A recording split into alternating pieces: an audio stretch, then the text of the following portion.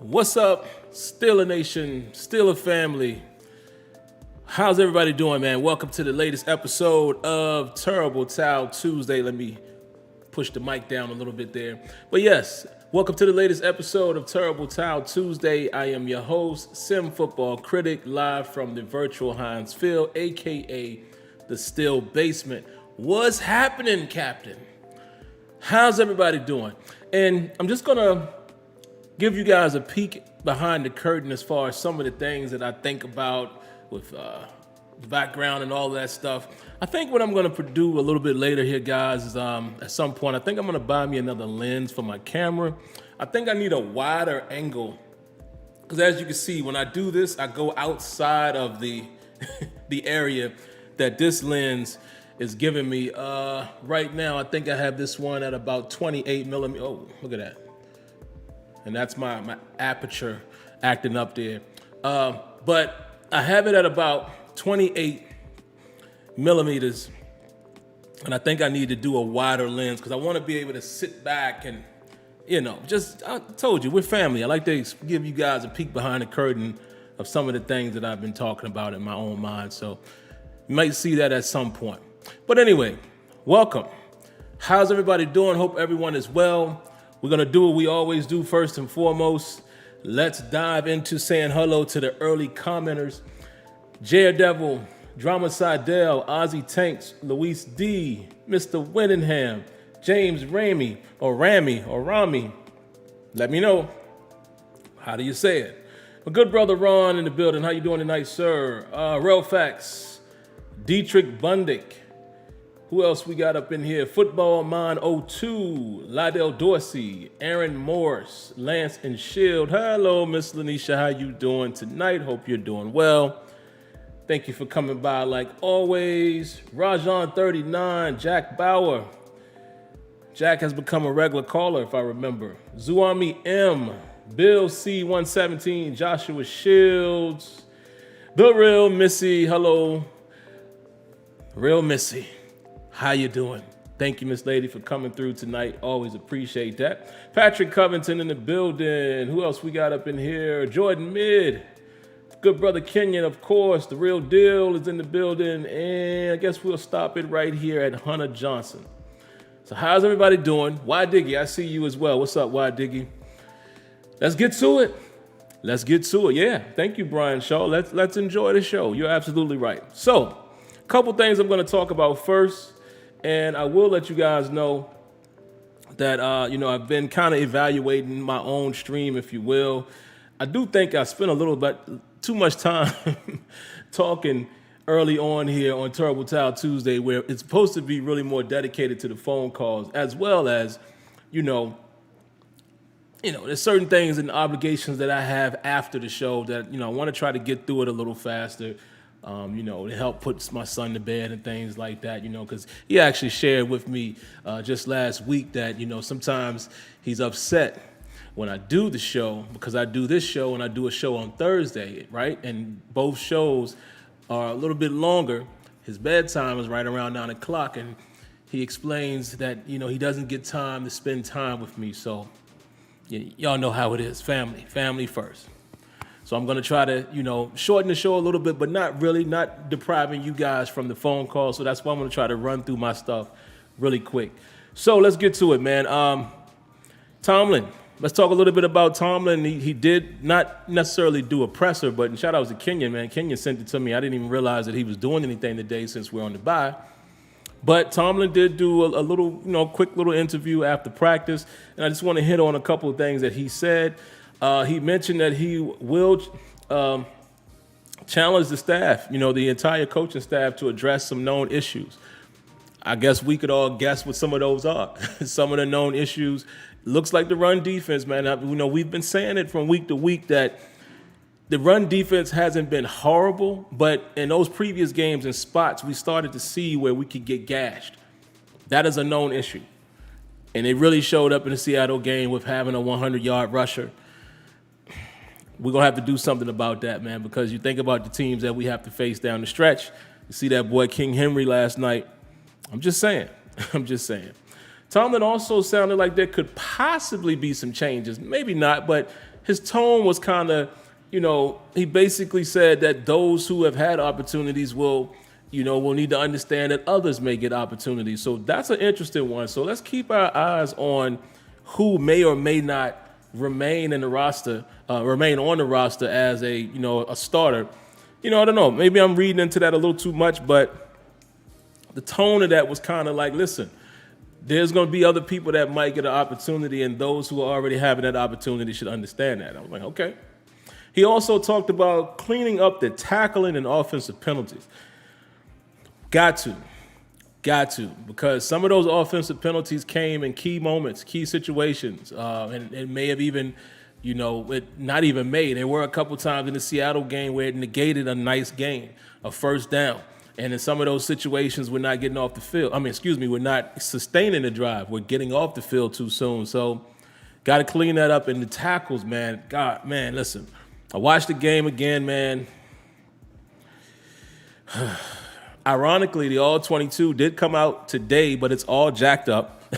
Depending on which camera angle you view, it might not show all the plays. It is horrendous the way the All-22 is now. You guys who are members of the channel who got that exclusive content, hope you guys had a chance to watch that on Saturday, or it might have been Sunday. It was one of those days. I got it out a little later, but it's up from the Broncos game. It's just, y'all would understand how horrendous it is, man. It's like pulling teeth.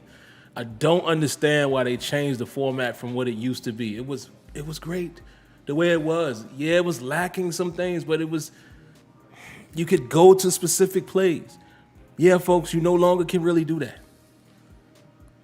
The most you could do is you can look at all of the plays in the drive, and then it might highlight a big play, and you can go to that, but you cannot specifically go to one play at a time.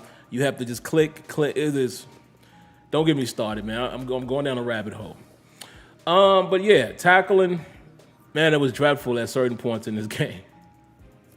Dreadful. And then, Tomlin also basically said you cannot have these offensive penalties, when you're at home. He kind of alluded to the fact, like, you at the crib. How are you having these concentration type of penalties? You at home.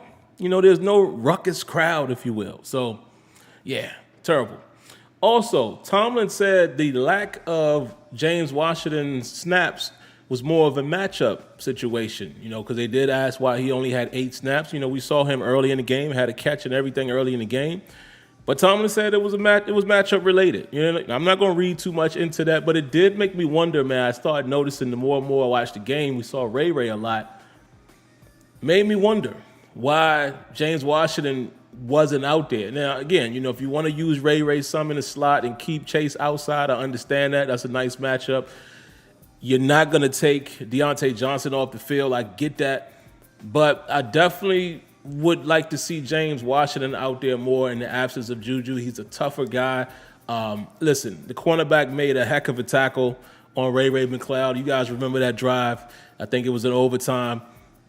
Maybe James Washington gets out of that. I don't know. I'm just saying maybe, because we've seen James Washington be more of a tougher guy. He's a bigger build than Ray, but I don't know. I'm not going to put that on Ray. It was a great tackle by the corner. But I definitely want to see James Washington get more opportunity.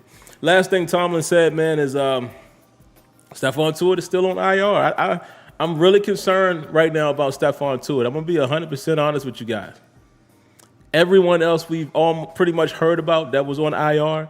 Zach Banner was activated. I would expect probably Anthony McFarland might be activated again during this bye week situation. We're not hearing good things about Stephon Tuitt, and I'm a little concerned because I'm going to be honest, man. Some of that run defense, some of it is a lack of a guy like Tyson Alualu and a guy like Stephon Tuitt, particularly in sub-package. Situations where normally we would put out there Cam Hayward and Stephon Tuitt in the middle. And then you have your edge rushers on the outside of them. That was usually one of our base sub-package go-tos, especially a nickel. Not really getting that rotation. It was so many opportunities out there. I saw Henry Mondeau, and no disrespect to him. I'm just saying, you don't have those same horses out there that were good at the run game and rushing the passer. We both know. I say we both, as many of y'all. So we all know, not we both. we all know that both Stephon Tuitt and Alulu have pass rush capability. So we're losing some stuff there, man, and in the run game. So, but again, just like they say, no excuses, no excuses. Next man up. Standard is the standard. And that's what it is. One other thing I wanted to point out really quick before I get into the plays.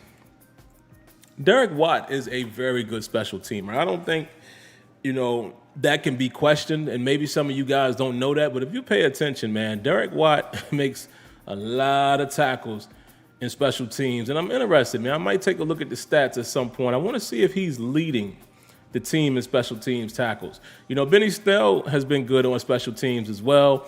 He did say, I don't think Tomlin said it, but I heard somewhere else they don't think Benny Snell is, really walked away from any real injury. It just looked like he did on that tackle.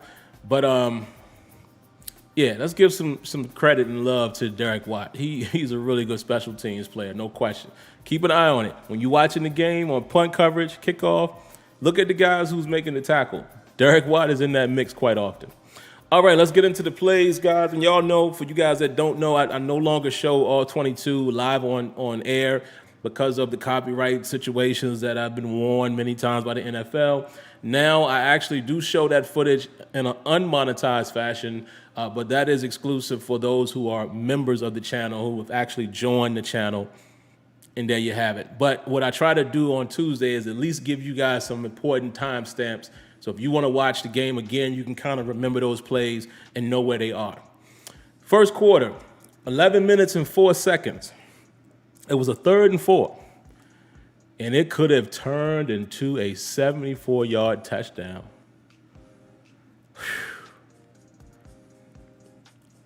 I'm going to leave you guys with a cliffhanger because I want this to be the last play I show, because I want to make sure there's a decent amount of you in here to see it. You guys are going to lose your mind. But just remember that 11 minutes and 4 seconds into the first quarter, I have a screenshot. I'm going to put the screenshot up and show you guys. Wow. Boy, it could have got ugly. Let's just say that. 9 minutes and 3 seconds. Ben throws the ball a bit short on Diontae Johnson, taking a deep shot to Diontae Johnson. I wrote here that this was off of play action, and I made that notation on purpose. If he puts the ball in front, it's a potential touchdown. Diontae Johnson was ahead of DJ Reed as well as Diggs, playing the safety position coming over the top. And, Ben lets the ball go. I looked at it on an all-22. He let the ball go 24, roughly the 20. No, I think it was the 34-yard line. Might have been 24. I wrote 24 here, but I think it was actually the 34. I'm trying to remember. I can't remember. It might have been a 24. And it comes down right about the 18 of the Seahawks. So couldn't have been the 20. I don't know. It was either the 24-yard line or the Steelers' 34-yard line, give or take 10 yards. I wrote 24, and maybe that's what it was. But anyway, I made notation of that because, to Ben's defense, it was a fairly deep throw, right? And, we've seen Ben overthrow the ball. In that situation, it was a little short. Diontae kind of had to slow up for it and reach back for it. And the kid was right there. The kid Reed was there to able, to kind of knock it off. Diontae Johnson is expecting pass interference. There was no interference there, in my opinion. But, again, Diontae has a step on the corner, and Diggs is not going to get over there. Ben puts that ball out in front. It's probably a touchdown. So it was a missed opportunity. 7 minutes and 22 seconds, 3rd and 8. Missed tackles by Edmonds, Minka, Spillane, and Joe Hayden. My notation here is mostly Edmonds. This was that play when they threw it, a quick pass, I think, to Homer. I think it was a pass. And Terrell Edmonds, first guy there, he gets out of his tackle, and Spillane is coming in from the left, as well as Minka is coming in from the right. And the way Homer moved, after evading Edmonds, it would have been really tough for Spillane and Minka to make the tackle. But, you got to say it was a missed tackle because they were in the area. Minka went down low, tried to take his legs out, couldn't get to him. And then Joe Hayden tries to come up and just completely whiffs. And Homer's running down the sideline. It was a terrible display. You guys remember that. Again, 7 minutes and 22 seconds of the first quarter. It was a 3rd and 8. If Edmonds makes the tackle or at least gets a hand on him and holds him up, Steelers may get off the field at that point. Second quarter, 11 minutes and 45 seconds. That was the handoff, the sweep, jet sweep or what have you, to Diontae Johnson. Huge block by Freiermuth. The Seahawks literally had 10 in the box. If you go back and look at the play, and again, I talked about a lot of these plays after the game, but again, guys, you know the rehash here on Terrible Towel Tuesday is me being able to focus in a little more. You know, you don't see everything live in action. They literally had 10 in the box. Literally. You know, anytime you want to make your point, you got to pronounce a word incorrectly. They literally had 10 in the box. It was crazy. But here's what was crazy, too. Very tricky formation by Matt Canada. Round of applause to Matt Canada real quick.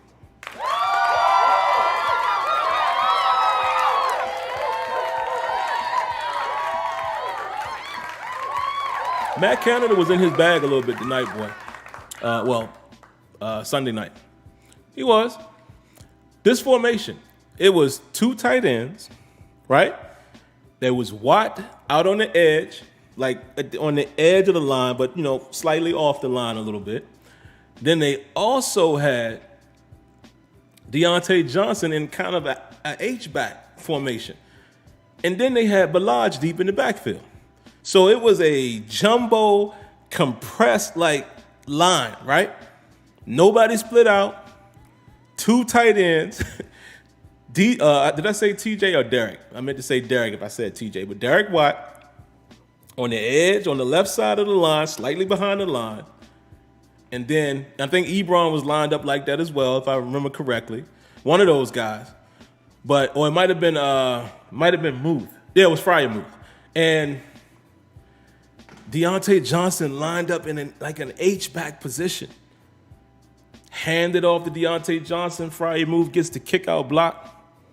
And next thing you know, it's 20-plus yards. So that was a great formation and great utilization of your personnel by Matt Canada. Second quarter, 2 minutes and 58 seconds. Diontae Johnson drops the ball in the end zone on the free play. We talked about this Sunday, but yeah, man, you got to make those catches. Diontae had 2 drops in this game. And again, I'm not getting on Diontae Johnson about the drops. Why? Up until Sunday, he hadn't really had any drops. Okay, so let's be fair to him and see how the rest of the season goes. But I will acknowledge that those were 2 key moments in the game. If you catch that right there off the free play, not only was it a perfectly thrown ball by Ben Roethlisberger, but it hits you in your hands. You got to catch that. So got to acknowledge that. And I wrote here as well, great throw by Ben Roethlisberger. 1 minute and 1 second left. This was the sweep to Ebron. And once again, Matt Canada in your bag again. Let me tell you guys who was out there in this case. 3 tight ends on the field. Yes, 3. 3 tight ends. Both Ebron and Watt was lined up in that off the line of scrimmage type, close to the line, but off the line formation. And then everyone blocked to the right except for Ebron. Well, of course not Ebron, but except for Freiermuth and Watt.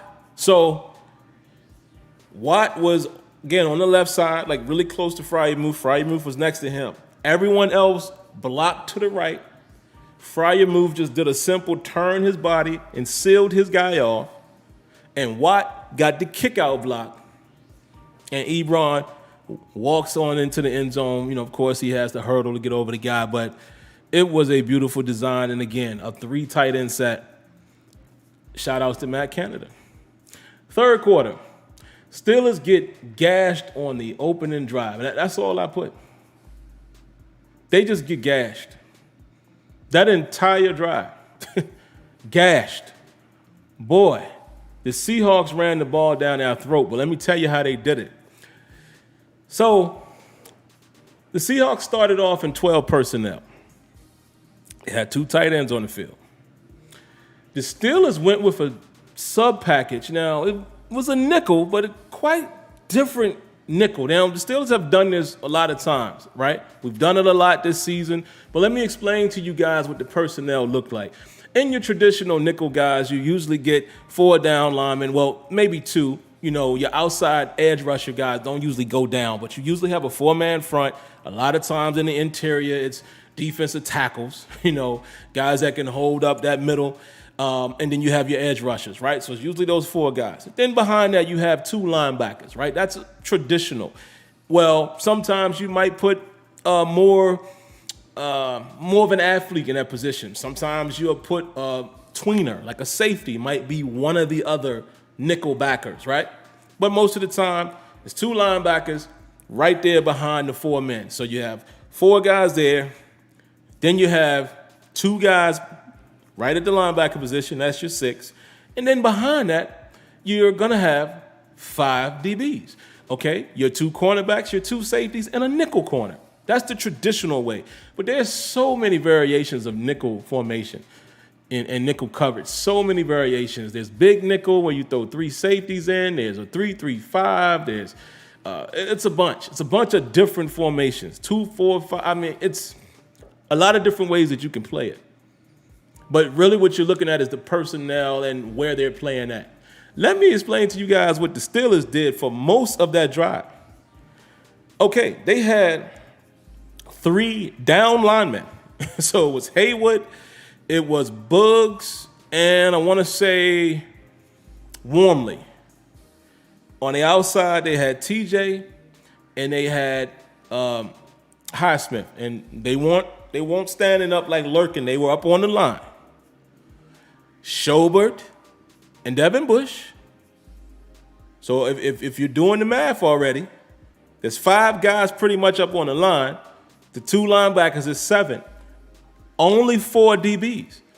So that was a very, Steelers have done this a lot, but I'm just trying to get you guys to understand it's a different utilization of the personnel. So they had more of your base defense in terms of secondary with only your 2 corners and your 2 safeties, but then kind of creating one extra man, you know what I mean? Like another guy up on the line. So it's not really like, it's not a 3-4, but you know what I'm saying? You kind of building somewhat of that look, but the extra guys are up on the line, if that makes sense. So again, on the front, you got 3 hogs, down linemen, 2 outside rushers, and then 2 linebackers behind that. So there's 4 linebackers out there, technically, and then only 4 DBs. Now, in theory, that's not a bad matchup idea against that personnel that the Seahawks put out there. They put 12 personnel out there. So that's not a bad matchup. You don't really have anybody that's going to kill you. You got athletes out there and you got run stuffers out there. It's not a bad idea to match that type of personnel. Like I said, it's different. Not a lot of teams do that. But my goodness, they ran all through that. Up and down the field, they was gashing us big time. They ran like 4 to 5 consecutive plays. Then Keith Butler and gang switched to your traditional nickel where they brought Marlette in there, right? And they blitzed Marlette on each play, and we still got gashed. And plain and simple, Seattle outplayed us on that particular drive. Now, I know what some people are going to say, because some people here in the chat are already going to hear me say that and see, the Steelers, they can't never. Nah. You know what happened in that particular drive? They executed better than us. Plain and simple. Plain and simple.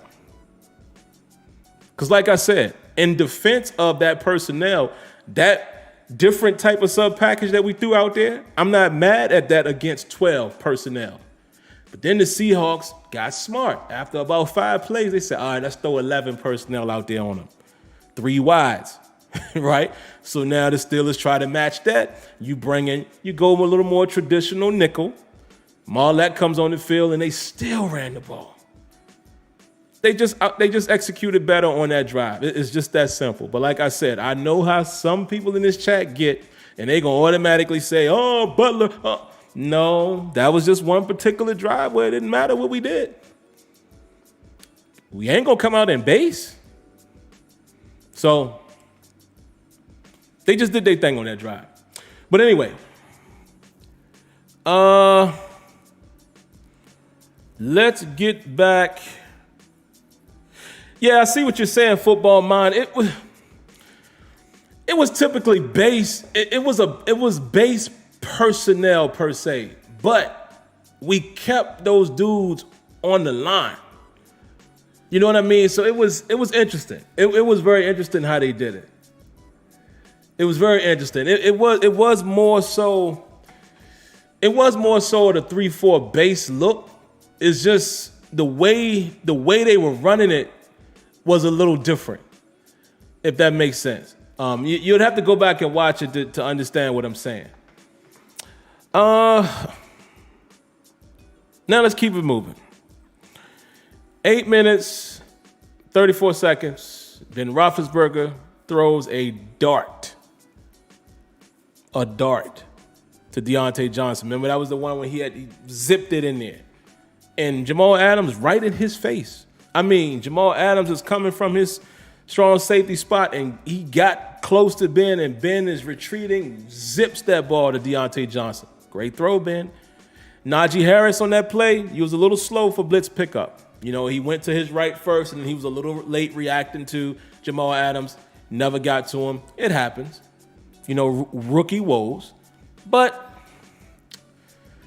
Ben made a heck of a throw, man. 8:03, best throw of the night.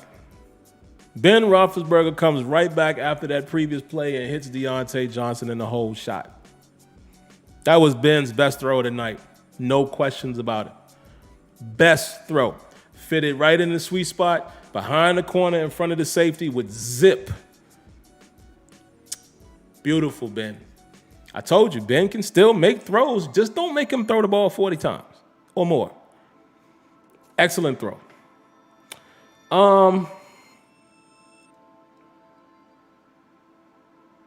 Let me see.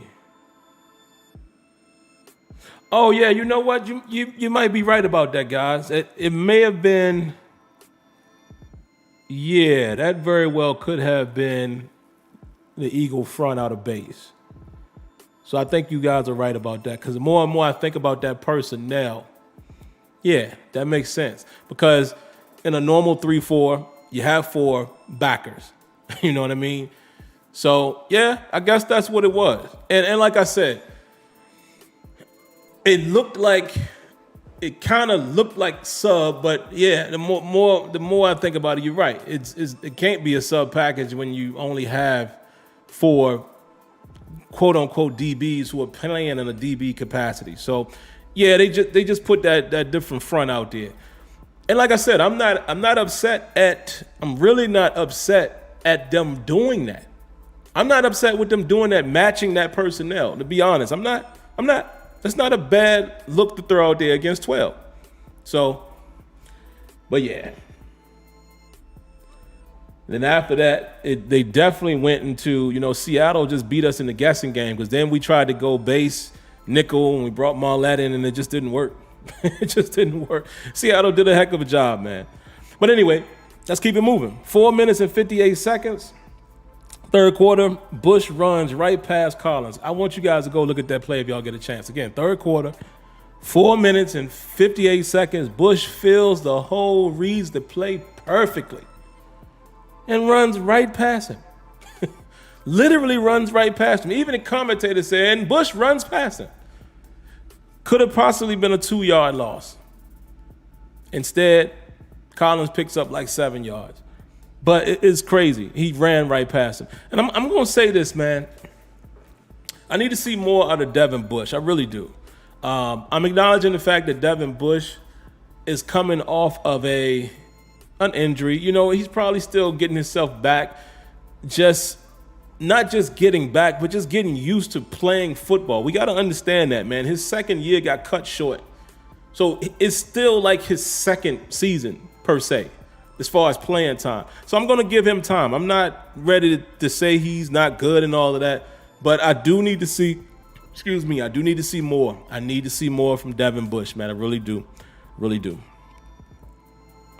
4 minutes and 4 minutes and 20 seconds. Play action to Everett.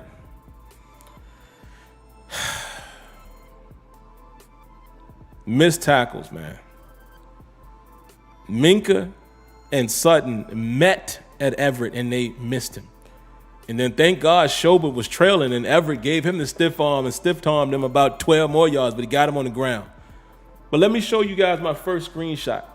Minka, listen, as much as I like Minka Fitzpatrick, I really, really do like Minka Fitzpatrick. Yes, I think the Steelers should re-sign him. But from time to time, it does seem like he's reading the quarterback a little too long. You guys have heard me say this before. You guys heard me say this last year. What did I say? Minka sometimes doesn't seem to anticipate. He seems to read the quarterback, which I get it. You're playing your zone and all of that. You're supposed to watch the quarterback, but sometimes you got to anticipate the action. Sometimes you have to read what's in front of you. Let me show you what I'm talking about. Look at this. Look at this right here. This is Minka Fitzpatrick, and I'm not sure. Hold on, guys. Let me make sure. Let me see. Let me fix this really quick. I want to make sure you guys can see my cursor. Give me a second. I don't think it's giving me an option. I don't know if you guys are seeing this. Y'all can let me know if you're seeing my cursor. But in case you can't see the cursor, let me explain to you where Minka is. So this kid, Everett, is right now at about the 29-yard line. Minka is back there at about the 18, right? Now, when you watch this play on the all-22, there is nobody that can put Minka in conflict. Nobody. Are you guys seeing this? Now, y'all let me know if you're seeing the cursor or not. But if not, again, look at that triangle of Steelers that is at the, what is that? The 41, about the 37. Yeah, 37 and 38. There's two Steelers. There are no white shirts nowhere near him. Nowhere near him, right? So Minka does not have to stay in the middle of the field. There's nobody. So I just need Minka to recognize the action in front of you. You understand what I'm saying? What I'm saying? Read that action. Come down sooner, because he did eventually come down and try to close. And like I said, him and Sutton met at Everett, and Everett broke their tackle. But dog, listen, again, Minka is a bad boy. I love Minka Fitzpatrick in our secondary. I'm just saying, man, sometimes you got to read that action, baby. You have to. Like, that's the only route coming in your area. You guys who watch my gaming stuff, when I be giving Madden feedback, and I always say, yo, I need to see the safeties recognize their closest threat. There's no other threat. In this situation, it's a two-man route for the most part. You got to let let Sutton play his man, just man that up. He's on his own, and you have to go cover the uncovered guy. Y'all see this? Come on, man.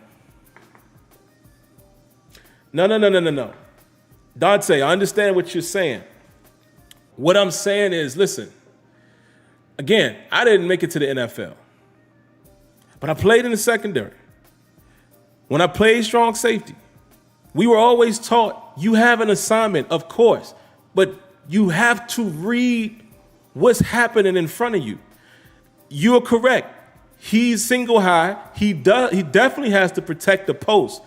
But what you can't do when Sutton, his back is turned, like you can't just leave that man by himself underneath, is what I'm saying. Like sometimes you have to take a calculated risk when you see what's coming at you. There's only two routes here. You understand what I'm saying? But what my man Football Mind just said. He might be right. Maybe we're not teaching pattern reading, but dog, man, come on, man. You have to see this. And again, I'm not mad at Minka, but look, here's the thing. And I feel what my man was saying. Who said that? Diontae. You're right.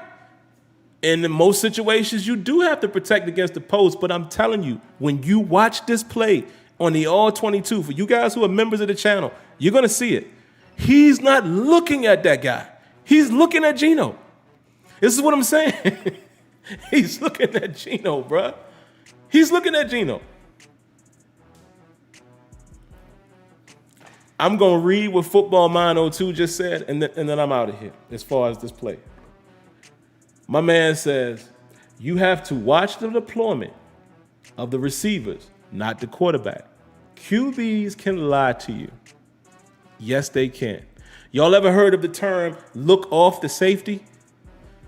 Now, listen, you do read the action from time to time, but you got to see what's coming at you, bro. You know what I'm saying? That's all I'm saying. And again, I was at the game when Minka took that thing back 96 yards. Me and my cousin Floyd was there. And he read that perfect. He was reading the homeboy's eyes. I think it was Hoyer. Beautiful. But in that situation, it was in-goal situation. He didn't have so much feel behind him. But, yeah, he's looking right at Geno, Diontae.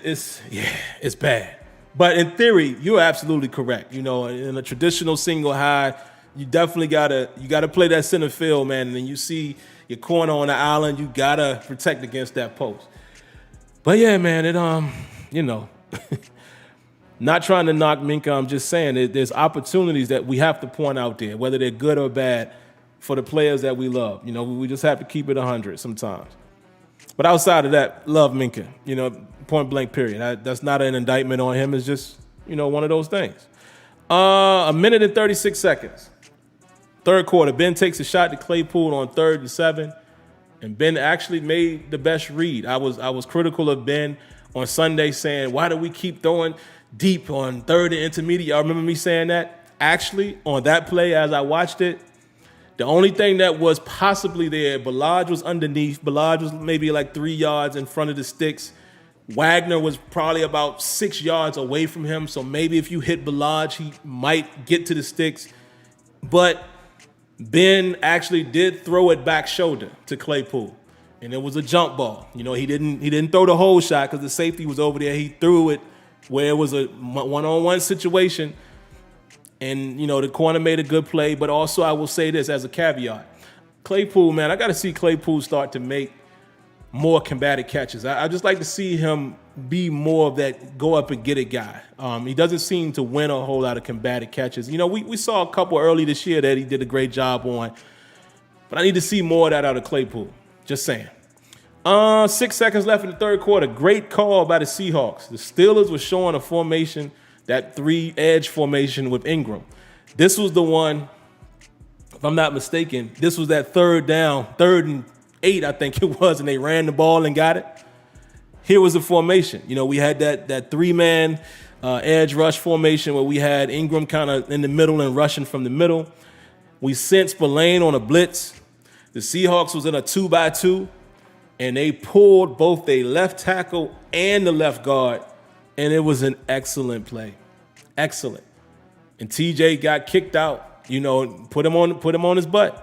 The guard came around, again, TJ is coming up the field, anticipating pass, and I love TJ Watt for this. This is why TJ Watt is a GOAT.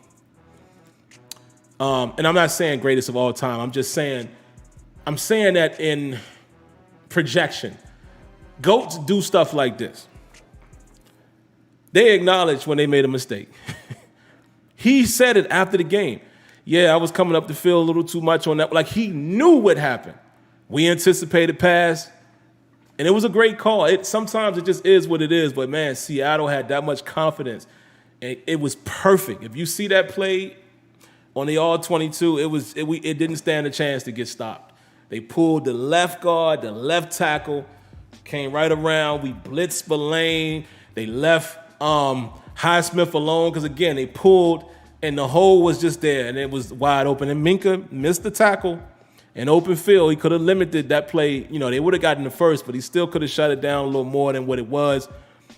And like I said, guys, I think I said this on Sunday, or I might have said it last week. I need Minka to start wrapping up in his tackles. You know, he goes to that shoulder thing a lot, you know, taking guys' legs out, and it works sometimes. But I said this last week against the Broncos. I need you to start bringing your arms with these tackles, man, because it's easy to miss them. You know, when you go low like that and your head is down, you ain't looking up, you got to at least bring your arms with it. All right, let me speed through this, guys, so we can get to the calls. I got a few more things to talk about. Fourth quarter. 7 minutes and 56 seconds. 7 minutes and 50 seconds. There was another drop by Diontae Johnson. You know, that was the one that Ben, you know, bought some time, threw it to him. It was low. He came back to it, hit him in his hands, and he dropped it. Got to make that catch, Diontae. That was a critical moment. It was 2nd and 9. Right after that, it was 3rd and 9, and Ben and Chase were unable to connect on that, you know, shot down the field, and it was kind of covered anyway. But that killed the drive. You know, Diontae Johnson at that moment keeps the drive going if he makes the catch. 1 minute and 53 seconds. Ben almost throws a pick to Jamal Adams. I ain't even going to say nothing about that one. Wow. Seeing that on the All-22, have mercy for Percy. That's all I'm going to say. 18 seconds left in the fourth quarter. We gave way too much cushion to Metcalf. But I understand it. You know, maybe Geno takes a shot. You know, that I can understand why Pierre gave him cushion, but I felt like that out route was way too easy for them to pick up. May should have played that a little tighter, but then you're putting yourself at risk unless you're going to have a safety over the top. You don't want to play that game with Metcalf. I think maybe you take a chance there because you know they're not. At that moment, they probably don't take the deep shot unless it's clearly there. You know, I feel like we gave it up a little too easy, but, you know, it happens. You're just trying to protect yourself from being beat over the top. I get it. And, you know, we knocked the ball out, and y'all know what debacle happened after that with the refs. And, yeah. But anyway, you guys know what happened after that. They stop us, or we stop them. They stop us. They get the ball back. And TJ makes a play, and that's why I say TJ Watt deserves every penny, every single penny. TJ Watt took the game over when he needed to. He made 2 huge plays late in the game and in overtime, and he won the game for us. And that's what you need your star. Like, you need to be able to call on your stars when you need them. And TJ delivered. And that's why he is on the thumbnail. And that's why I think he does have the potential to be one of the greatest, you know, Steeler defenders that we've ever seen. Has the potential. I'm not anointing him with that yet. I'm just saying, if this guy keeps playing the way he's playing, it's going to be undeniable 10 years in. Phenomenal. That is definitely one of the Steelers' hits as far as drafting. No question on the defensive side. Now, the last thing I will show you guys, then we're going to open this thing up to the calls. Y'all ain't going to believe this. Let me go back to the timestamp. Guys, this was at 11 minutes and 4 seconds, first quarter. Check this out.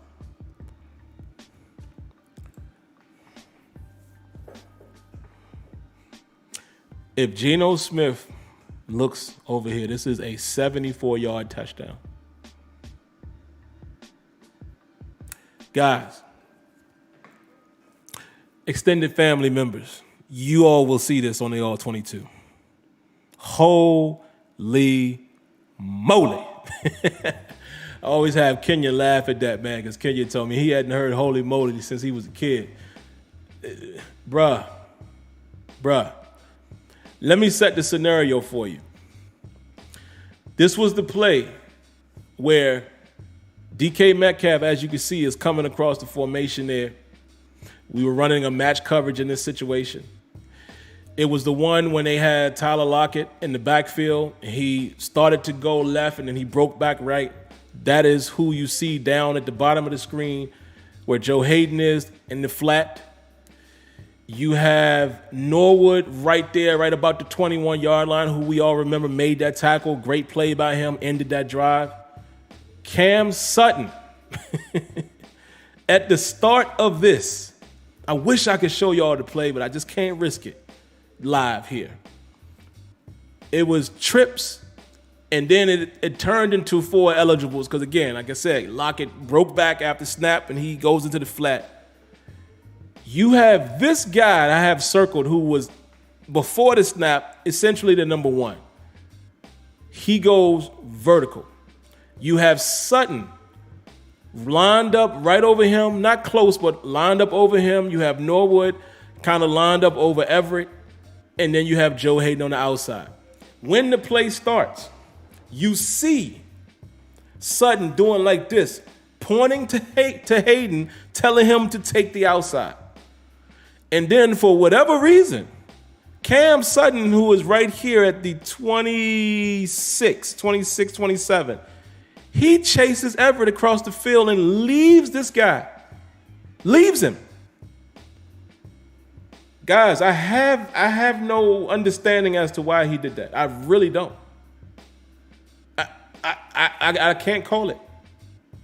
I am baffled beyond baffled. I saw Alex Kazor post a video of it. He posted a clip on Twitter. So if you guys want to see this, go look at it on Twitter. Again, you guys who are members of the channel, I'm going to show it to you. But go look at Alex Kazor on Twitter.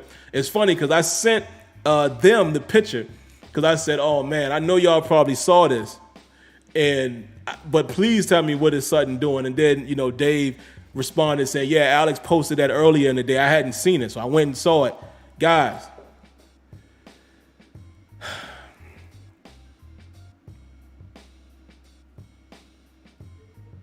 this is bad.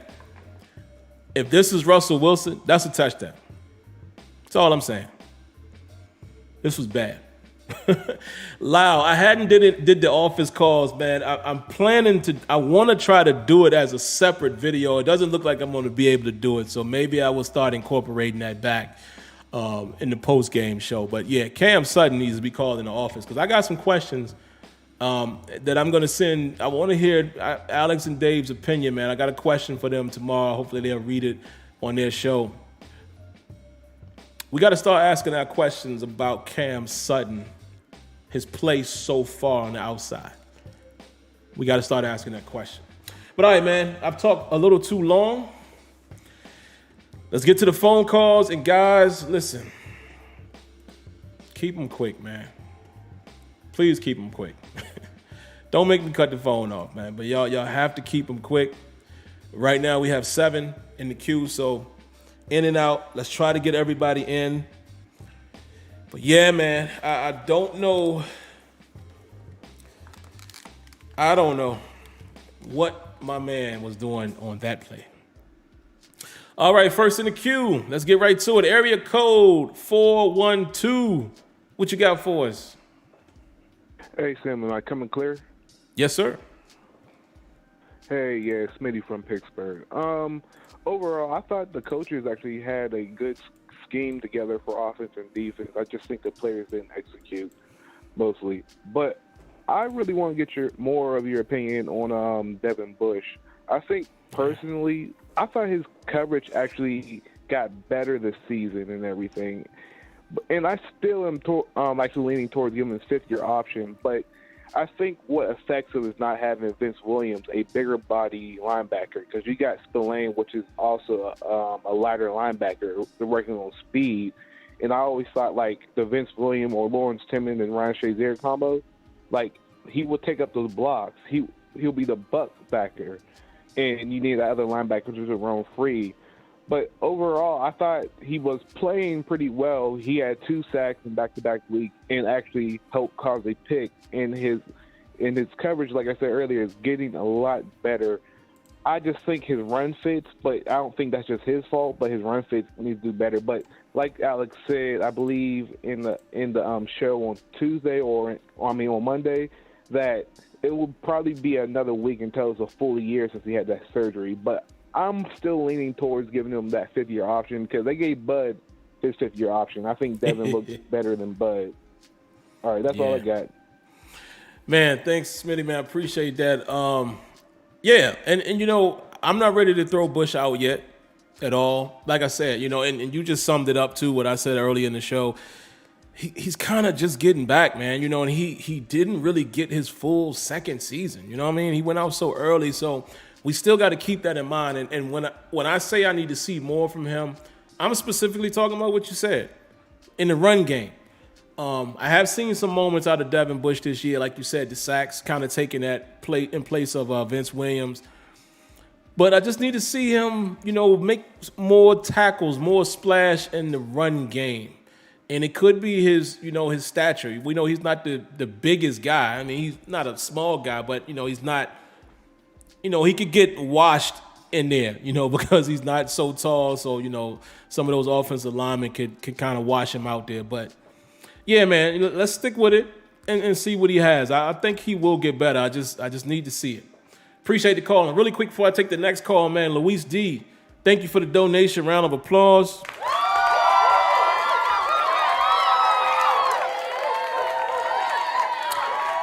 He says, hey, Sim, just wanted to say thanks for your well wishes when I was hospitalized. You are very welcome, Luis, man, and I'm very happy and thankful that you are back with us. And the fact that you said was lets us know that you're no longer in the hospital, so great news there.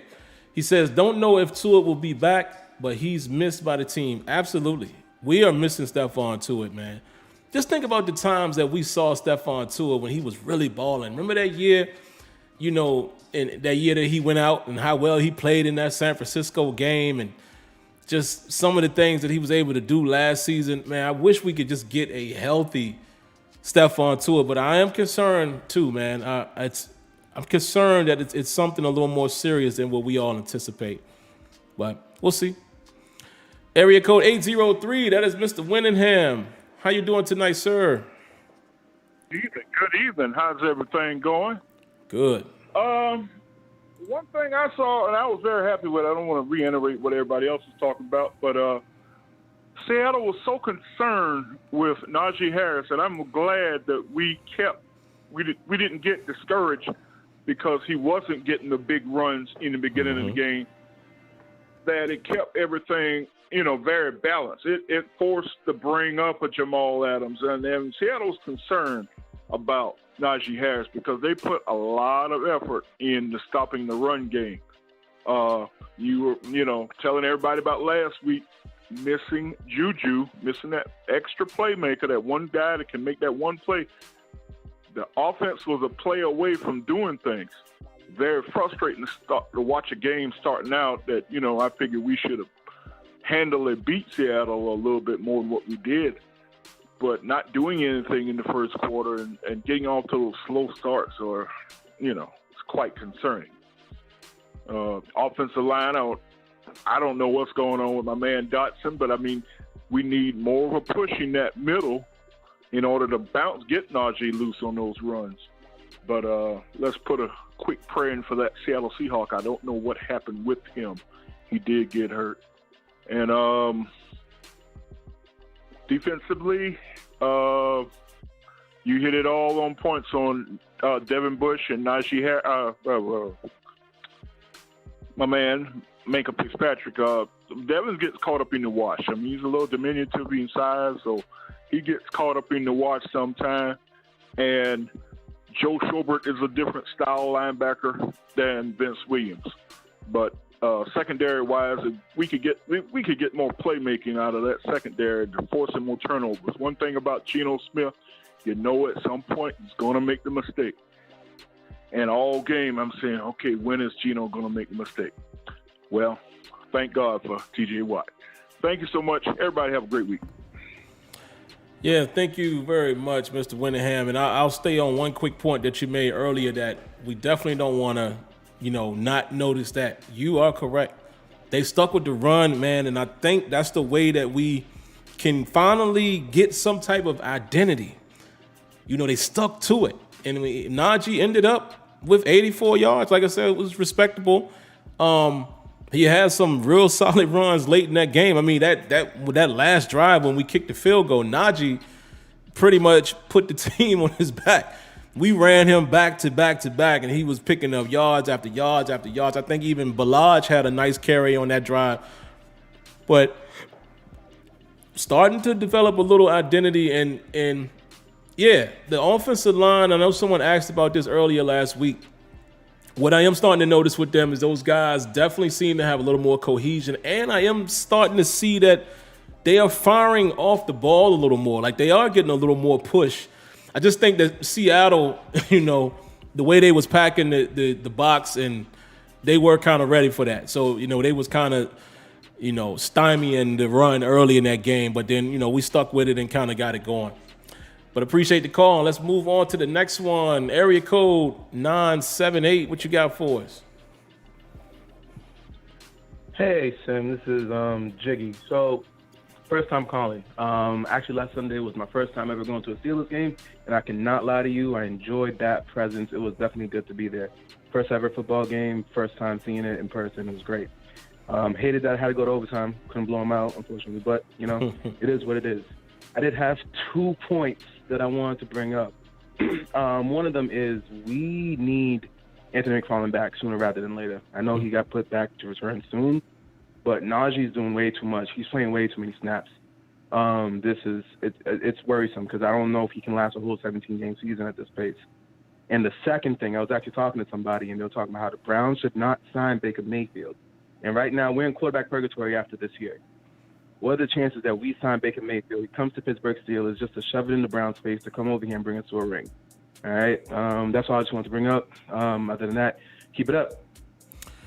Man, Jiggy, I appreciate you calling, man. First of all, congratulations to going to your first game, man. I think I said it Sunday. If you have the opportunity to go to a live game, it's just a different experience, man, and you will cherish it forever. As a lifelong fan, I promise y'all, if you get that chance, it's nothing like it. I mean, and even if you see them on the road, but seeing them at home, just that energy, especially, you was there and fortunate enough to get a win. You got to hear Renegade. It's just seeing all of them Steelers fans, man. Like, what I usually do when I go there, I park at one of the train stations, like a few stops away, and I ride the train in, and it's just nothing but Steelers fans. Nothing like it. So I encourage it if you guys can do it. Yes, you are correct. I would love to see Anthony McFarland come back, even though I like what Ballage has been doing here and there, getting some positive yards. But I want to see, as well as spelling Najee, I do want to see another running back that's a part of the plan. I think McFarland would be a part of the plan. You know what I mean? Like, not so much just spelling Najee, that we actually have series where, let's think about what the Cowboys are doing. There's actually series where Pollard is the runner, and then Zeke could come back. I want to have that. I want that in Pittsburgh, and definitely with McFarland being a change of pace. Because it's not that I don't think Najee can do it. It's just that, like you said, man, that burden on him, I don't want to break him down, man. I want to preserve this guy as long as we can. So great point there. Moving on to the next call, area code 202. What you got for us? Yes. Basically, I want to start off with the topic you just left off of. I told you this, and I'm sure you don't remember this. In the offseason, I said, I hope they don't run Najee where his tires, threads are like somebody who's been in the league 3 or 4 years. And I'm seeing this pace right now. And I'm hoping they would get the message that, you need a series like Dallas. And that's probably the worst team to compare it to because I'm a Dallas hater for sure. But anyway, I like the way they do Zeke and the other guy like Pollard to get that, that cohesion, and it's working. I think they got the best ran town in the league. A lot of people put Cleveland up there, but, it worked. And I think we need to do that with Pittsburgh because I see that the system, if he gets hurt, we should have had that system already going. God forbid that. So I'm looking at that factor as well. The second thing is I think, I said this last week when I called in, I think the defense have to win the game for us because our offense is so average. I saw Ben miss a lot of, not a lot, but he missed some throws again, and they're not using Claypool in the slot like they did Juju. So I'm seeing that as an issue. And if our average is like 17 to 20 points, during the end of the year with teams that score 30 on the average that we have on our schedule. If the defense is not there, we're not going to be able to keep up. So that's all I have. Yeah, thank you for your call, man. I couldn't agree anymore. I definitely agree with you with the Najee thing. You know, we both had the same comparison. But yeah, I would love to see what they're, like how they're doing Zeke and Pollard, man. And I think McFarland, I would rather see McFarland do that. Not saying I got anything against Ballage. I wanted Ballage on the team, and I still do. But I want us to have that change of pace, and that's kind of what you get from Pollard.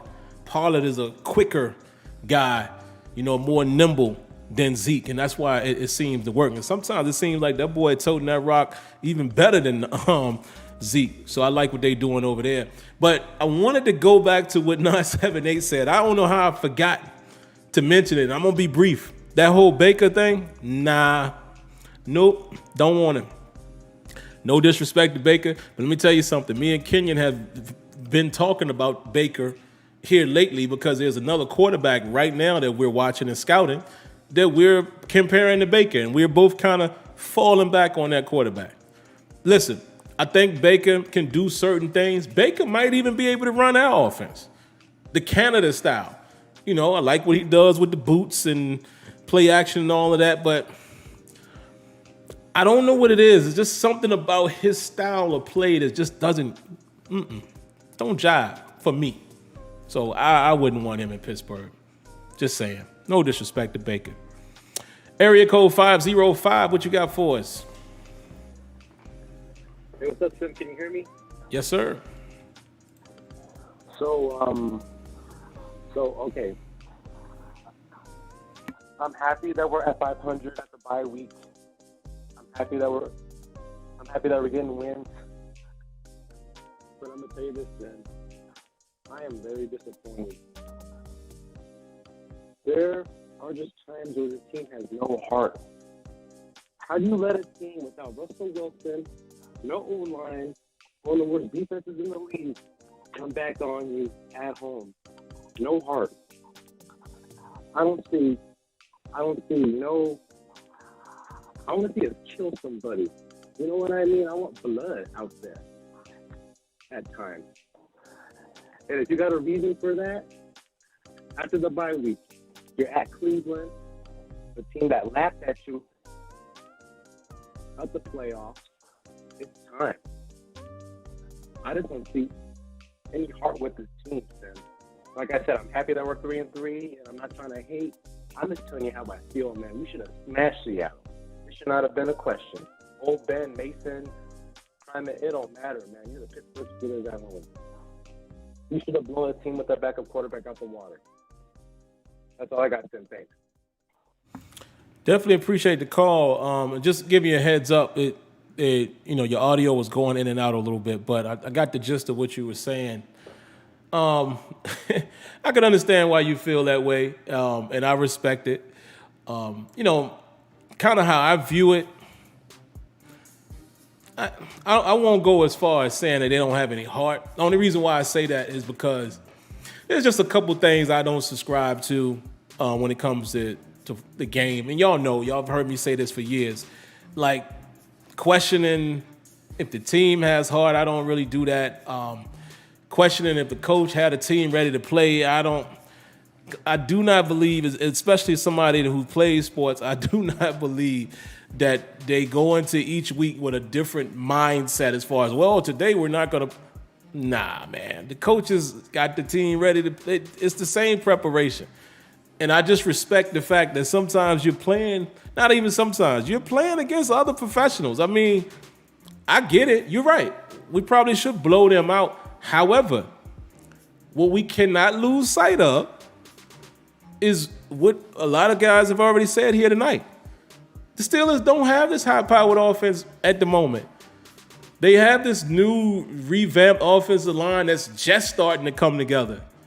Ben Roethlisberger hasn't made all the throws. So it's like, I guess what I'm saying is we can obviously see why we're not a team that's blowing teams out. I don't think I could put that on heart.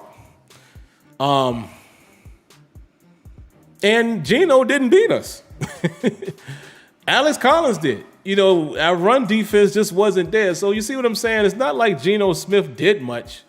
So, but I get what you're saying, and I respect it. Next up, area code 651. What you got for us? What's up with you, Sam? What's going on, man? Not much, man. I was saying last week in the chat, last week, right after the game in the chat, that Alex Collins always run well on us. In Baltimore, he did the same thing. It's just he got our number. I don't know what it is. No matter what we line up in, that guy can do it against us. So can't sleep on that. Two, I think Minka. One of the reasons I think Minka, he's prepping to make a play. You're playing against Geno Smith, so you're thinking, he's not gonna fool me. He's gonna throw it right where he's looking, So I give him a pass on that. But also, our defense is so new. People still don't realize we got a Schobert there. Devin Bush was gone for a whole year pretty much, and it takes about a year to get back from that knee injury to at least be yourself. Takes you a good year for that. Then you turn around, you got Trey Norwood playing in secondary. You got Mallet. Well, I can't think say his name right, but he's playing in secondary. So, and then we're missing Tyson Alualu, who's really killing us because that pressure up the front, whether on pass or rush defenses, we miss it.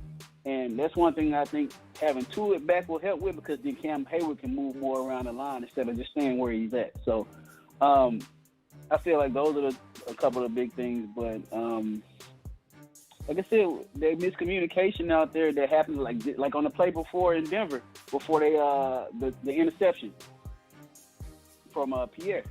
It was a miscommunication where they even got down to that point. Same thing. So I just think niggas trying to play it safe at some points and like reading the quarterback, trying to make something happen. So other than that, man, that's all I got. Yeah, man, definitely appreciate your call. And yeah, it probably is a little bit of that because, I definitely don't want some people that might hear this to think, oh, he's talking down on Minka. Like, nah, Minka's a beast. But I do think, like what my man just said there, I think he might be playing a little conservative at times, man. And like the screenshot I showed you guys earlier, that's one of them moments where you got to go make a play, or at least this isn't fair, so I'm not doing this, but I'm just giving y'all an example. Remember how they used to say sometimes Troy would just take a risk, he just felt something? You gotta have a little bit of that in you to be a playmaker. And I think Minka has some of that in him, but you gotta be willing to diagnose and go get it. Because like I said, if you come down a little sooner and cover Everett, the pressure is going to get to Geno. It was only 2 men on the route. And I just felt like there's nobody else there to beat you, man. And like I said, even if in theory, he's a single high, he should protect against the post, you can't just let this man run butt naked out there. Because he reacted to it. If you watch the play, he did finally come down, but it was just way too late. So, but yeah, you're right. 651. Yeah, it's the young defense, new pieces. We'll see. Area code 313. What you got for us? Hey, what's going on, Sam? Hey, what's going on? Not much. Just be Mr. Dukes from Detroit. I'll just call in just to give my input. I got a couple of questions for you. And I'm laughing at Keegan because I'm waiting with Malik Willis as being the quarterback for the Steelers in the 2022 draft. If he's on the board and the Steelers on there, that's who I want. Point blank, nothing else said. Now, here's what I'm going to ask you. Diontae Johnson, is he, to me, he's not contact friendly. He will go down quick. Even a couple of times when he will have a goal for the first down, he will go down. And this is my only little pet peeve with him. Everything else is sweet. Route running. He can beat anybody deep on the go route or whatever. He adjusts to the ball good. That's why I love him. But you gotta have that like Deion Sanders would say, that dog in you. Not afraid of contact. Because I remember when he got hurt about a year or so ago in Cleveland when Ben was out, he kind of changed from that. He kind of more protect himself than go for that extra yard. You can't play football being scared to get hurt. But that's what the off season is, to build up your body so you can be a little bit more physical or what have you. My next thing is I was going to ask you about Revis, the grade that Hargraves. Oh, man, I wish we would have signed him back. Even with Tua being hurt and how that man is playing in Philadelphia, I'd just be sitting there going, well, we can't put the milk back in the carton because he's long gone. But these are the things that would have really helped us, because he was a good draft pick that John Mitchell made, and he was up there, putting him on 10, how good this guy was, especially as an interior lineman and a pass rusher that puts that pocket. We could be doing what teams does to us in our offensive line when it comes to that running game, and then we could be able to stuff and Bush them to come up and do what they do best. But if you get stalemated at the line of scrimmage, then you susceptible to gas plays and cutback plays because you're not reestablishing the line of scrimmage. If you get it in the backfield, all that stuff that Seattle did Sunday night would not have happened. That's just my little input. Just want to hear what you got to say about it. All right, you guys have a blessing. Man, you have a blessed one as well. I appreciate that. And I'll answer both of those questions really quick. I might need a little more evidence on Diontae Johnson, but I tell you, you're going to make me start paying attention to that. We'll see. And, in all fairness to him, he is a smaller type of guy. So, it could be preserving your body or, I think I have seen a time or two where he's kind of, put his body on the line to try to get a first, but that now you're going to make me watch out for that and see if I can see any evidence of him like kind of shine away from contact. But like I said, to his defense, he's a smaller guy, so I don't really look for Diontae Johnson to be the inviting the contact. But we'll see. As far as Hargrave, y'all know the situation, man. That was again one of those times where the Steelers, was just in a salary cap situation where they knew they weren't going to be able to retain a guy like him, and it is what it is. But let's not forget, Alu. Let's not forget how well he's played for us. So it's easy to say that now about Hargrave, seeing what he's doing in Philly. But remember, there was a lot of people who had questions about Hargrave in his last season with us. Remember that? When a lot of people were saying he wasn't producing. And then we get Alu, and Alu has played to the equivalent or, dare I say, better than Hargrave on the Steelers. Not saying he's better than Hargrave. I'm just saying Alu's production might have even been a tick higher. So, we can't forget that part just because we're seeing him do something good over in Philly. And shout outs to Jay Wobble, man. I'm glad to see him doing his thing. 2 more calls, guys.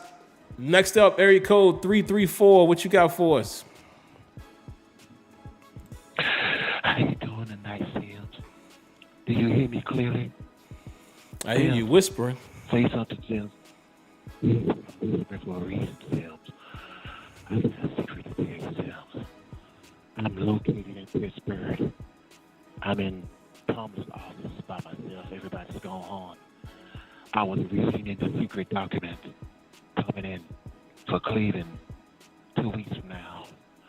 In the secret document, it states that Najee Harris will get 200 yards of total by himself.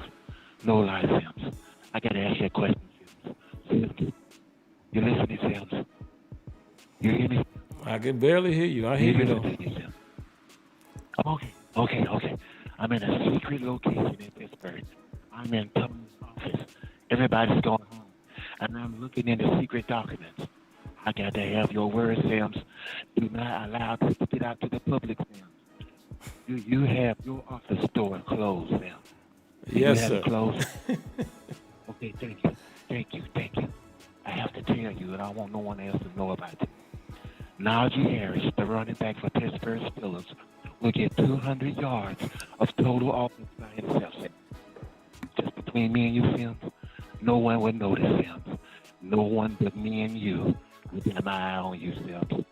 Thank you for the time, Sims. I got to get the hell out of this office so they catch me and lock me up because I'm a lunatic. Thank you, Sims, for the opportunity to speak my mind. Take care. Man, thank you for the call. Thank you for the amusement. First of all, I gotta read Miss Debbie's comment. Debbie said, "Who in the hell is this sex caller on the phone?" Debbie, I love you for that. Hey, man, shout outs to 334. If I'm not mistaken, that's our Ric Flair from last week. Remember? But man, with the whispering and don't do that one again. Don't do that one again. It's hilarious though. But hey, man, listen. I would not be mad if Najee Harris has 200 total yards. Fine by me. But yeah, man. My man 334 always bringing the funnies, man. We appreciate it. Debbie, I was close, but I let him live though. Last call of the night, man. Area 559. What you got for us? What's up, man? What's going on, brother? This is LJ. Can you hear me? Yes, sir. I can hear you. There's three statements I want to make about Claypool and his play.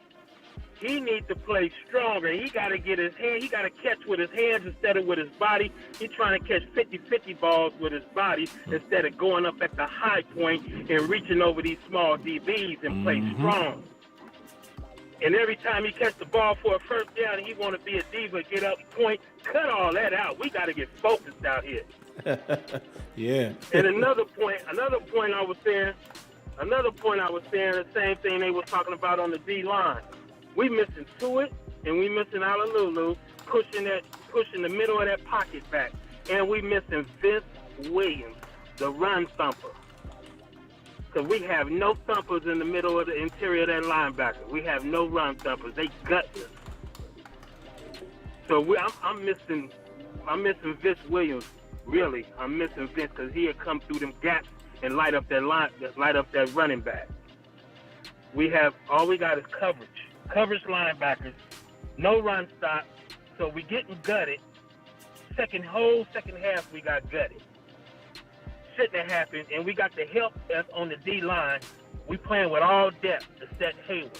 Everybody else is depth, young depth. That's what I got to say. Man, I definitely appreciate your call, and I agree with every. Oh, my bad. I cut out real quick. My bad, guys. I said I agree with every point 559 said there, and I'm gonna, reiterate what he said. I already talked about Claypool, man. Claypool definitely has to be more aggressive, and he does seem to let the ball get to him. Go get that thing. Yeah, take it out the air. You're a big boy with speed. You're a big boy. Make people fear you. And that's the thing. I don't know if DBs are concerned with Claypool yet. And Claypool needs to start imposing his will a little something. It needs to do that. You hit it on the head, man, and I think some other people here in the chat said it too. We're definitely missing Tyson. We definitely missing Tuitt, but let's talk about Vince Williams for a moment. You guys know how we used Vince last year. Vince is not the guy you really want out there in coverage, not at this stage of his career. But we brought him in when we thought it was running downs. We brought him in when we needed to help plug that middle. And y'all remember how Vince used to attack a pulling guard or the lead blocker? Sometimes it ain't about making the tackle. Sometimes that middle linebacker just plugs the hole and just makes it very congested in there. Turns it into rush hour traffic. We don't have that. You are absolutely correct, my friend. We don't have that. Maybe Devin Bush could become that, but again, I don't know if that's his game per se. Now Devin Bush was a all over the field type of guy in college. So again, even though he's not a taller guy, he's still a big boy. And, he has speed. So I think he could develop into that. But I do think he'll get lost in the wash a little bit. So let's just say we don't have a guy on the team right now that's playing like that in the middle of that defense. Schobert is not that, even though, he was a tackling machine. I haven't really seen him do that for us yet.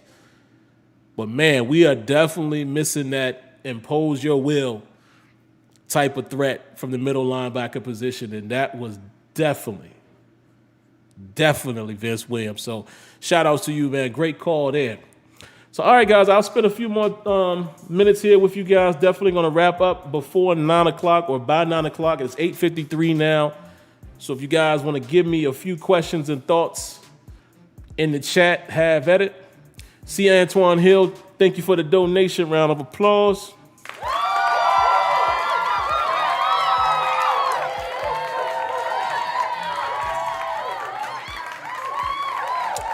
He says, if I was Chase, I'd holler at T.O. and Hines. Yeah, he got to do something, man. Like I said, he's too big of a player. He's too talented. He has to find a way to impose his will. He's too big, man. He's too big.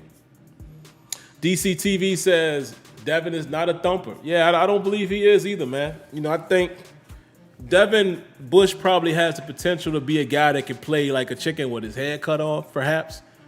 But yeah, you're right. I don't think he's a thumper. I think you are absolutely correct.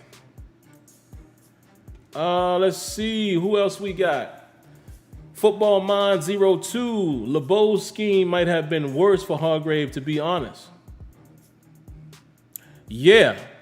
Because y'all got to remember, you know, the highlight in the prime time of LeBeau's style was, you know, the way that the defensive linemen, the way their gap schemes were played back then. You know, you got to think about guys like Big Hamp.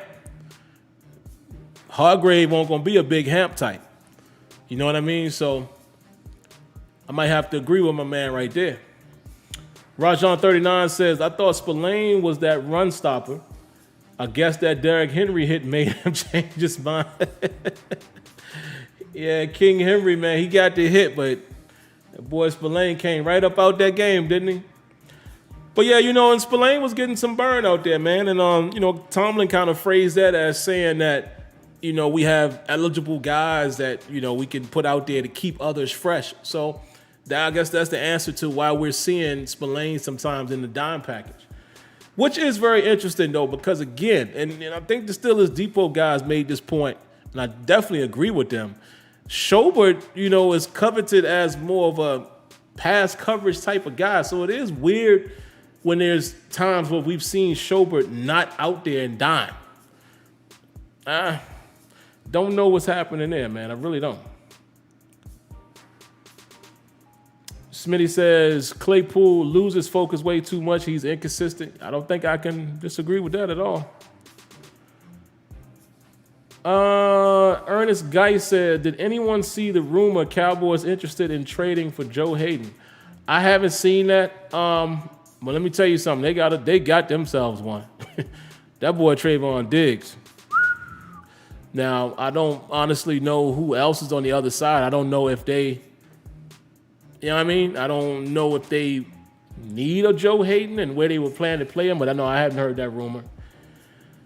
Irvin Garcia says, looks like wide receivers aren't running the right routes a lot of the time. Is that Ben rushing the ball out or? Good question, Irvin. That is a very good question. I can take these headphones off now. I think that is something we need to keep an eye on, particularly, remember that one when Claypool was just running and Ben kind of did an RPO and Claypool was streaking down the field? Like, it does seem like there's quite a few times where these guys don't seem to be on the same page. So I honestly don't have the answer to it because we'll never know. We'll never know unless one of them comes out and says it. So Relfax says, is Washington in the doghouse or something? I don't understand why he's not being utilized. Me either, man. Again, Tomlin said, and again, you know, Tomlin's not going to come out and just show his hand like that, but he said it was a matchup thing. Maybe. I mean, he started the game. You know, he was out there early, and they just didn't. I don't know what to make of it, man. I still think James Washington is a capable receiver. He is a combat catcher. He, at times, has been a deep threat guy for us. I don't know what the inner workings are, what's happening to why he's not getting as much opportunity, because, frankly, he hasn't been in the game a lot for me to evaluate. So, Marlon Nicholson says, just look how much the defense has changed and looked over the years. A lot of less zone blitzing and more traditional four-man rush. It's a reason they went away from big nose tackles. Absolutely correct. And again, you know, Marlon, a lot of people, they don't pay attention to all of the, what's the word, the minutia. A lot of people don't really pay attention to all of that. Let's see. Daryl Duke says, he says, Sim, Ray is not a good wide receiver. He is playing more than James Washington. Yeah, I can't understand it, man. I really don't. Can't quite understand that. Miss Debbie says, I see that many miss to it, but unpopular opinion. Uh-oh. He can't stay healthy. Has he even played a full season? Miss Hargrave Moore, and I like, she said, I like Kenyon in football mindset. He didn't fit our scheme. Philly is a 4-3. Let me tell you something. Debbie out here, that's all I'm going to say. Y'all better get y'all football knowledge up, man, when you messing with Debbie. Debbie out here showing y'all how it's done. Yeah, Debbie, you are correct, though. You are correct, though. Because remember, guys, when he went to Philly, most of us were saying that he probably was going to fit better with Philly. We all were saying that. Most of us were saying that. So, no surprise there. Zawami M says, would you rather have a playmaking cornerback or a lockdown cornerback? Me, I'd rather have the lockdown. That is a good question.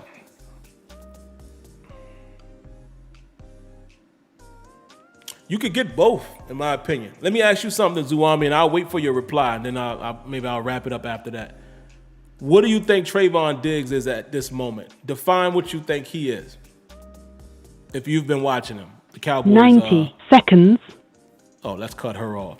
The Cowboys cornerback. What would you define him currently? Would you classify him as a shutdown guy or a playmaker? Just curious to see how you would answer that. Let's see who else we got. Lydell Dorsey says, I would argue Chase current skill set was better suited for the slot than Juju's skill set on the outside.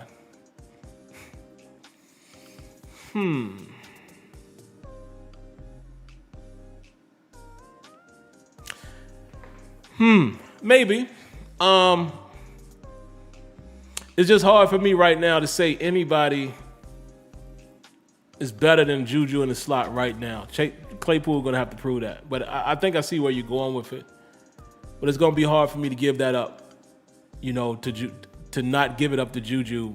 Because I haven't seen nobody play better than slot for us than Juju. I mean, limited opportunity for Chase, but I'm just saying. Juju was a dog in there. But I see what you're saying, though, as far as comparing the skill sets to the outside. Charlie Brown says, seems to me Ben tries to keep them. Wait, I just lost it. Seems to me Ben tries to keep them from getting hit and they take the inside. Perhaps. Shout outs to Solo One, man. Round of applause for the donation. Really appreciate that.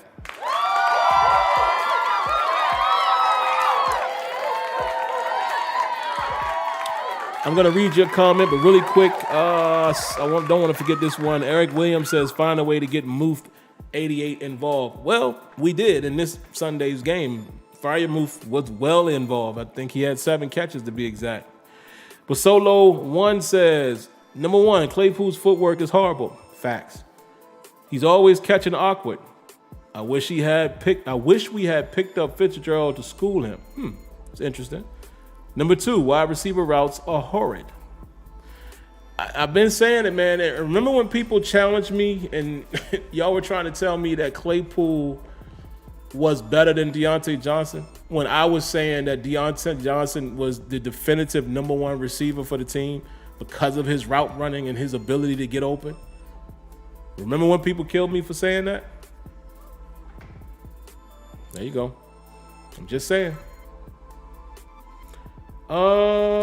Who else? Now, that might be it, guys. DC TV says, do we have a real number 1? It's Diontae Johnson. He is it.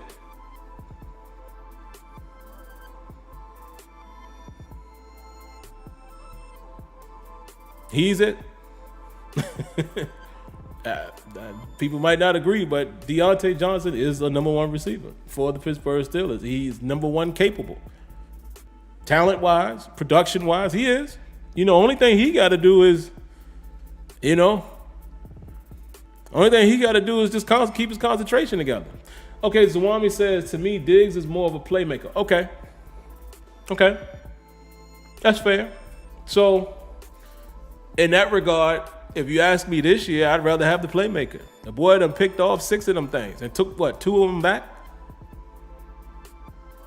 I would rather have the playmaker than the lockdown corner, because it just, to me, the playmaker just it's more opportunity for us to get the ball back, I guess. And, to me, I feel like a playmaker can turn into a lockdown guy because of the threat of his playmaking. You can essentially become a lockdown corner because ain't nobody throwing it your way because of your playmaking. So I probably would take the playmaker. Slim Easy says, I agree, DJ is the best wide receiver. It should be clear, man. It should be clear. And yeah, and I just want to comment on what Rajan said, and then I'm going to wrap it up. He says, nobody threw the primetime side. Exactly. So Dion was both.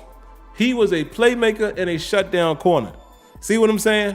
So if you force me to choose, I'm going to say playmaker, because the playmaker can turn into a shutdown corner by virtue of not being thrown at. Robert Westover, I'm going to read this comment, and I promise this will be the last one. Because I have said, remember when I said this in the kid's rookie year? Remember when I said this, but when we scouted him after being drafted? He says Johnson is tracking the same as AB did. And yes, he can be that good. Yes, I've been saying this since he was drafted. That guy can be our AB of this era. He is that good. He just got to he got to get that together. And he's gotten better, I think, this season so far. But he keep his head on straight, limit them drops. He's a bad boy. Bad boy. Right. That's all I got. But all right, man, I'm going to get out of here, guys. It is 9:06. I'm a little bit past my time, but let me go ahead and wrap this thing up. Of course, if you haven't already, man, if you're new to the channel, you're new to the show, why don't you consider doing that? Subscribe. Be a part of the family, and welcome home.